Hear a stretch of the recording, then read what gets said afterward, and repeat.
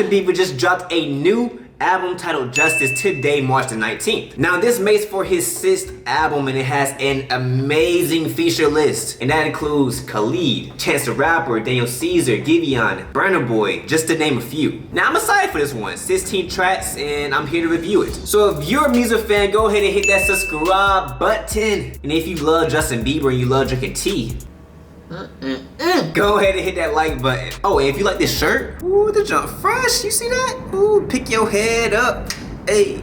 Then go ahead and hit that affiliate link in my bio. A good friend of mine created the Melanin Magic Crew brand, so you know I had to represent. Go ahead and pick you up a shirt, pick your head up, and let's get to the video.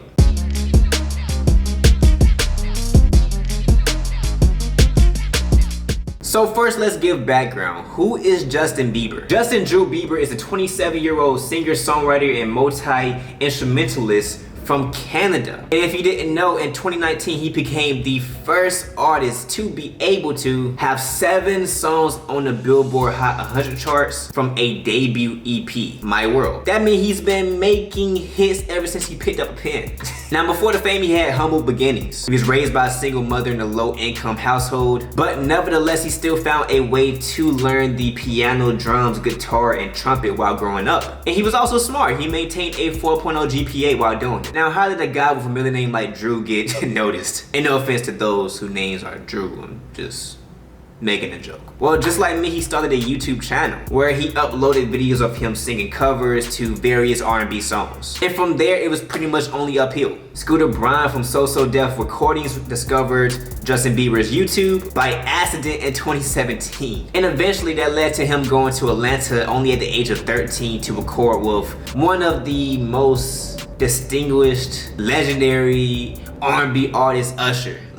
And that was only a week later. So that same year he signed with RBMG, which is a collab label between Braun as well as Usher. And fun fact, you might have not known this, but it was rumored that Justin Timberlake would have signed Bieber, but he lost the bidding contract to Usher. Like, could you have imagined the Justin compilation or Justin collab that would have happened there? It would have been amazing, but at the same time, I'm not mad because look at where he at now. Like, I'm not disappointed. Plus, Usher is probably just as great, if not better. Let me know in the comment section what y'all think. Fast forward in time, hit after hit on the Canadian and Billboard Hot 100 charts. His first single, One Time, went number 12 on the Canadian's charts the first week, and number 17 on the Billboard charts. And not to mention certified platinum in Canada and the US, and gold in Australia and New Zealand. So just like that, at a very young age, Justin was a global artist, and he continued to find more success and is yet to slow down. Now just 2 years later, he just grew. He performed at the Good Morning America show, the Winnie Williams show, 106 in Park, and at the White House for, at the time, Presidents Barack Obama and Michelle Obama. I mean, the list goes on and on. Now check out this influence list. Michael Jackson, the Beatles, Boyz II Men, Justin Timberlake, Usher, Tupac. Surprised about Tupac. And till this day, he still finds new ways to cultivate his global presence in the music industry. Now I've been following Justin for a while, really ever since Baby,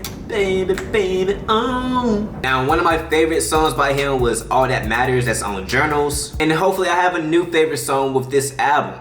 Your head's laying right on my chest. Wanna close my eyes, I'm scared of this too. That was a pretty nice ballad. To be honest, I thought it was gonna drop the beat or something, but it honestly did not, and I did not mind it. It sounded very, very, very melodic. I love the piano in there, just going with his vocals, because that just showcases how well he can sing before the album even starts. And then the lyrics is pretty good as well. It kind of sets the direction of the album. It could be about love, it could be about how he feeling on a day-to-day basis. I said Skrillex produced this. Don't listen to a lot of Skrillex, but at the same time, from what I've heard, I don't usually hear piano ballads. So this is new to me and I'm excited. I'm in my thoughts sometimes.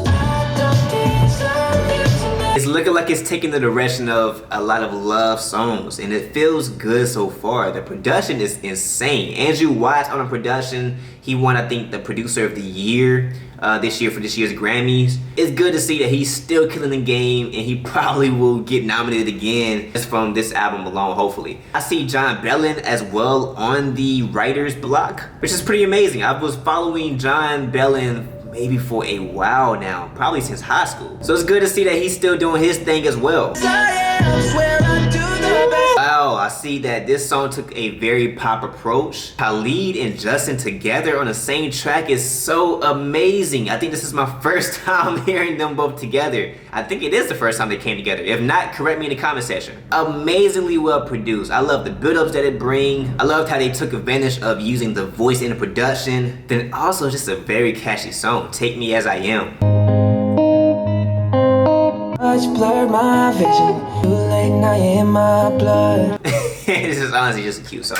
Me personally, I'm a huge fan of like ballads. You don't necessarily need a full-on production to make an amazing song. And this is a prime example. Well done track. I love Justin's voice. It just sounds so full, and the way he just goes to the next note is just phenomenal. And let's first talk about the production of this track. I mean, I'm hearing a lot of like organ sounds. I'm hearing like a nicer, more lively track with a tambourine going on. I hear a nice piano. I hear a loud bass in there. It sounds so churchy and it just feels so good. I love how Justin Bieber talks about his wife, Haley. And I love how Chance the Rapper turns it around and talks about committing to his faith, but also feeling good and living a good life. These songs are needed, but all together the first 5 tracks are amazing.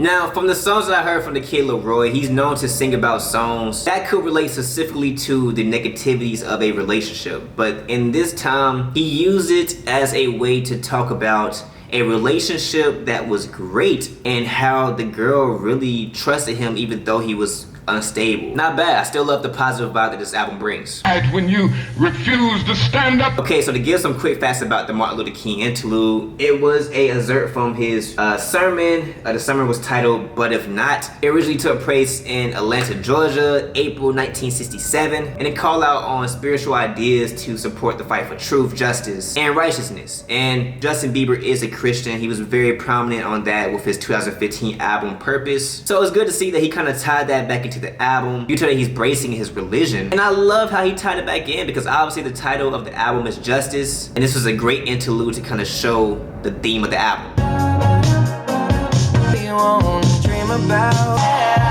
Justin went kind of Daft Punk on this track, yo. I dig it. It was a good combination between Dominic Fike as well as Justin Bieber. I personally don't mind it. I love the Daft Punk type vibe, so it's kind of reminiscent to their style of music, and it's cool to kind of see that Justin is going that direction as well. Not to say that he haven't did this before.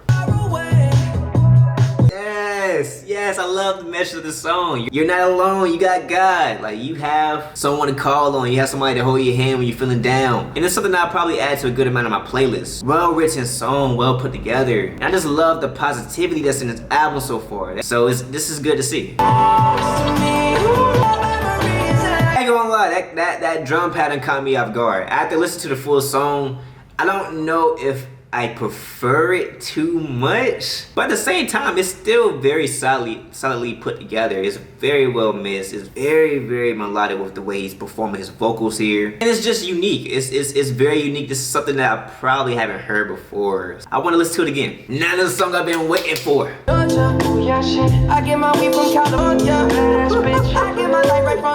Yeah, sing Daniel Caesar. I get the feeling so I'm sure.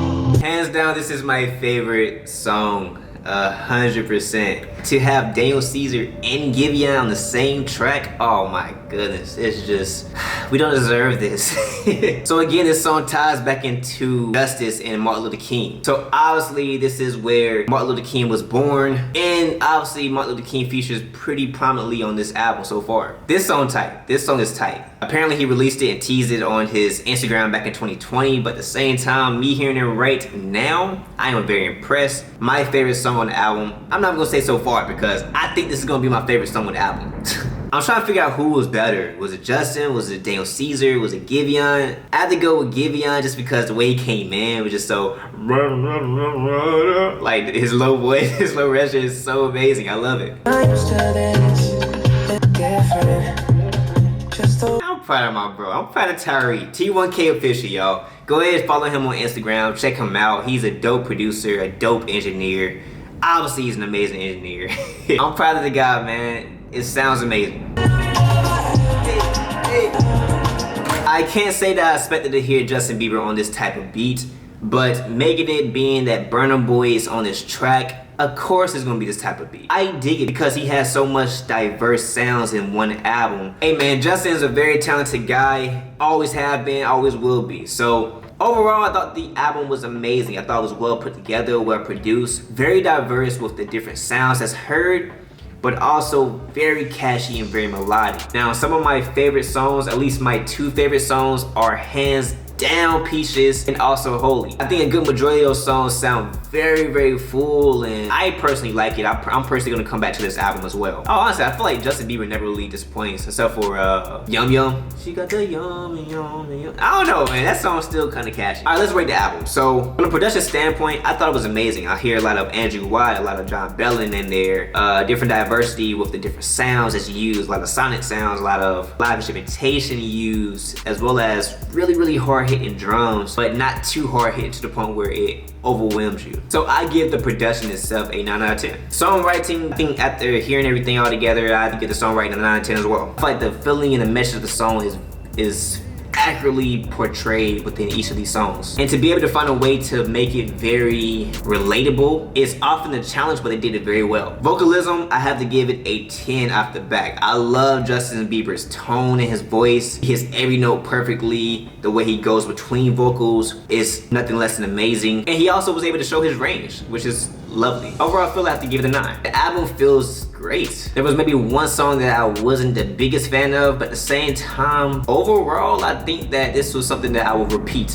Now, altogether, if you add everything up and you divide by 4, you get a 9.25 out of 10. Very impressed with this album. I think it is something that will definitely top the charts for sure, just being Justin Bieber alone. But it also deserves it as well. So thank y'all for watching. Let me know in the comment section how y'all feel about the album. Like this video, subscribe to the channel, and check out these next songs. MZilla back at it again with another single. This is his 2nd single of the year, One Man Army. Now, if you've been following my reviews, you will see that I reviewed his previous project, The Council Tape. It was raw, I added some songs to my playlist, and honestly, I was excited to review this single. So if you haven't watched that review, you should go ahead and watch it right now. But if you're new, let me go ahead and give you some background on MZilla. So he is a raw independent artist from Sweden who makes alternative hip-hop with multiple ranges of topics and genres. Now, if you're a huge hip-hop fan, you'll know all the artists that he's influenced by. Notorious B.I.G. as well as Nas. And after listening to his music, you can tell that he took styles from those artists but then put it into his own unique way. Now, this new single was produced by Flakrine Productions, the same guy that produced his previous project, The Council Tape. And in the song, he talks about his independence and the struggle of staying on his journey. But those same experiences left him to be unstoppable as a one-man army fighting for his survival as an artist. This is a pretty solid track. The beat is great. I hear a lot of nice flutes in the background with a nice guitar throughout the track. I also love the sonic keys that really fill in the space of the production, along with that additional violin as a icing on the cake midway throughout the track. And if you like 808s, hey, there's plenty of that in there for you. The hook is catchy and definitely has a nice motivating touch to it. Stuck in a fantasy, left with a dream.